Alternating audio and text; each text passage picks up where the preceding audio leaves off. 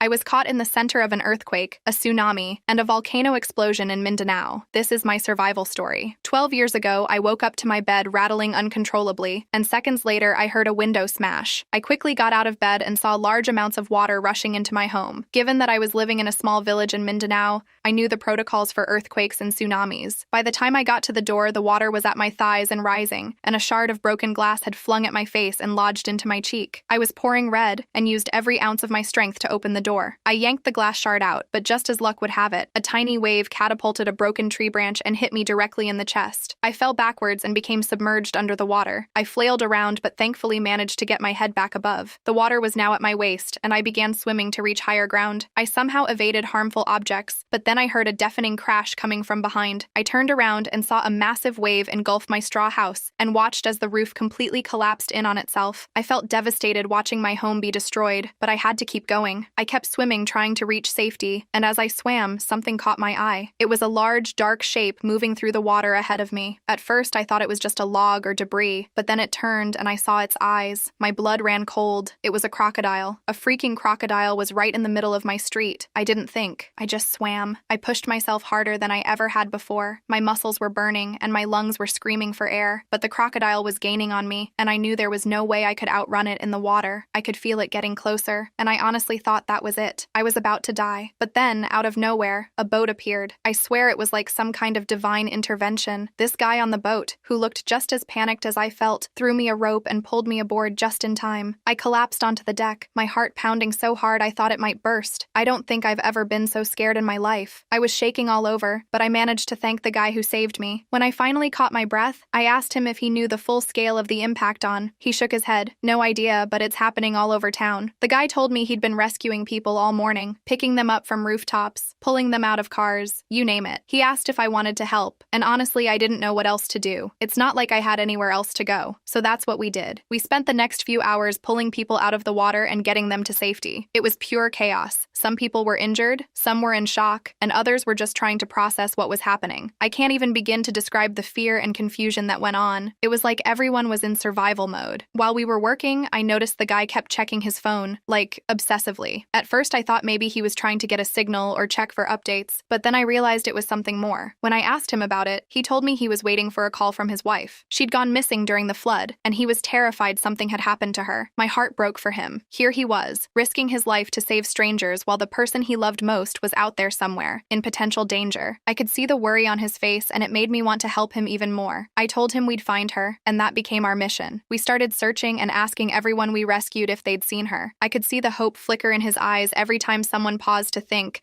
and the crushing disappointment when they shook their heads. It was like a roller coaster of emotions, and I was right there with him, feeling every twist and turn, until one of the women said they'd seen someone that fit the description of his wife. He asked if she was wearing a red jacket, long brown curly hair, a brown purse, and a gold necklace. The woman we rescued paused and tried to recall every detail. She then said they found her. The guy's face brightened, and without wasting a second, he turned the boat and headed toward the direction this woman gave us. We hurried through the debris, and eventually there was indeed a woman who fit the description perfectly. Red jacket, brown curly hair, gold necklace, and a small bag. He rushed forward, calling out her name. But as she turned around to face us, his smile fell. The woman looked confused, and then I realized what had happened. She wasn't his wife. She had all the details, but her face was different. The guy's hope shattered in that instant. He apologized to the woman, who seemed just as shaken, and then turned back to me and carried on saving others in hopes of finding his wife. Finally, after what felt like an eternity, we found a group of people huddled on top of a building. Among them was his wife. She was injured but alive. Her left leg had a deep wound, and she looked like she could barely stand. I don't think I'll ever forget the look on his face when he saw her. It was like every ounce of fear and worry melted away. He ran to her, and they held each other like they'd never let go. We loaded everyone onto the boat and headed to a shelter on higher ground. By this point, I was beyond exhausted. My body felt like it had been put through the ringer, and my mind was in shambles. But even though I was tired, I couldn't stop until I knew my own family was safe. The whole time, I'd been pushing thoughts of them to into the back of my mind and tried to focus on the task at hand. But now, with the immediate danger behind me, the fear hit me in full force. What if they hadn't made it? The thought was too much to bear. When we got to the shelter, I practically sprinted inside, searching for them. I must have checked every room a dozen times. I felt my heart sinking lower with each empty room I entered. And then, just when I was about to lose hope, I saw them. My husband and my kids were all there, safe and sound, huddled together in a corner of the room. I ran to them, and we collapsed into each other's arms. I don't think I'd ever felt such overwhelming relief in my life. I held them so tight, afraid that if I let go, they might disappear. We stayed like that for a long time, but just when I thought the worst was over, the ground beneath us shook. There was this deep, rumbling sound, followed by a deafening explosion. Everyone in the shelter froze. We ran outside to see what had happened, and my heart sank all over again. In the distance, we could see a massive fire spreading through the village. Flames were shooting into the sky, and thick black smoke was billowing out, covering up the sun. The explosion had come from somewhere close, and it was spreading fast. I knew we couldn't just stand there and watch as the fire consumed everything. The man who had saved me earlier grabbed my arm and said, "We have to help. There are still people out there." And he was right. Even though every fiber of my being wanted to stay with my family, keep them safe, and never let them out of my sight again,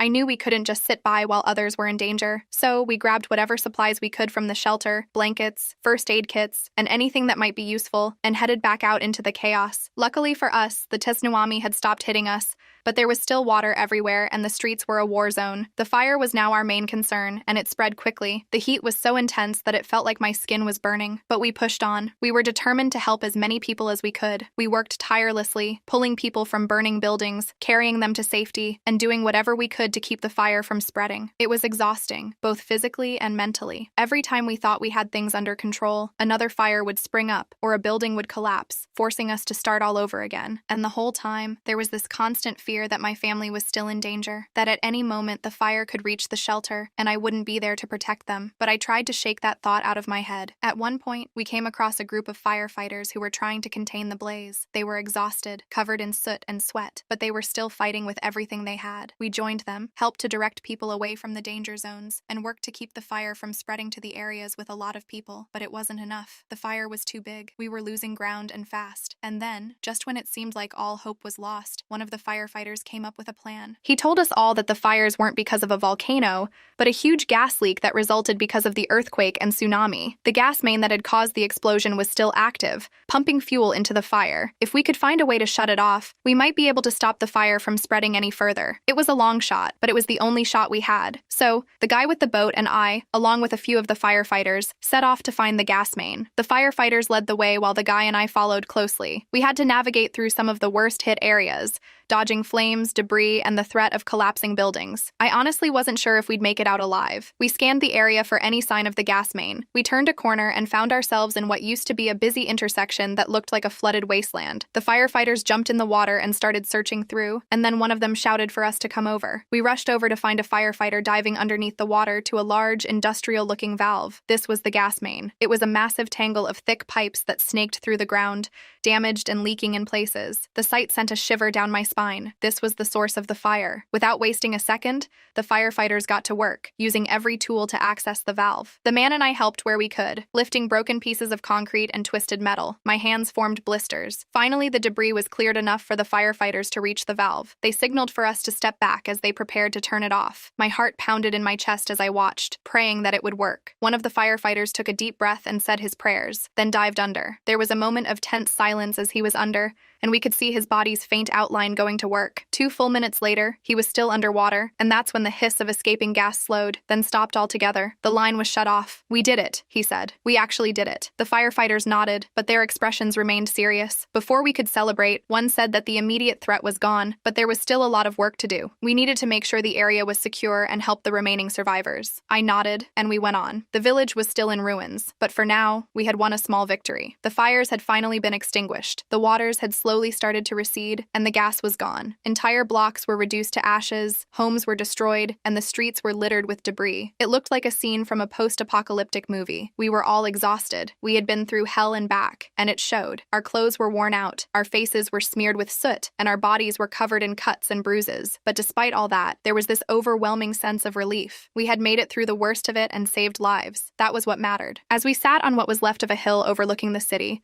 there was a moment of silence. But then the guy I was with with turned to me, and with a tired smile, he said, "We did it." I couldn't help but smile back, even though my heart was still heavy from all the lost homes around us. At that moment, I realized that even though we had lost so much, we still had each other. That's when it struck me. I had gone on an entire mission with this guy and didn't know his name. I told him Miranda was mine, and he revealed that his was Tom. In the days that followed, the village began to pick up the pieces. The damage was extensive, and it was clear that it would take years to fully rebuild. But the community came together in a way I had never seen before. People who had lost everything found comfort in each other, and those who still had something to give gave it freely. As for me, I knew I couldn't leave. This place, as broken as it was, had become my home. I couldn't turn my back on it now, not after everything we had been through. So I decided to stay and help with the recovery efforts. Tom stayed too, and we became close friends, working side by side to bring the city back to life.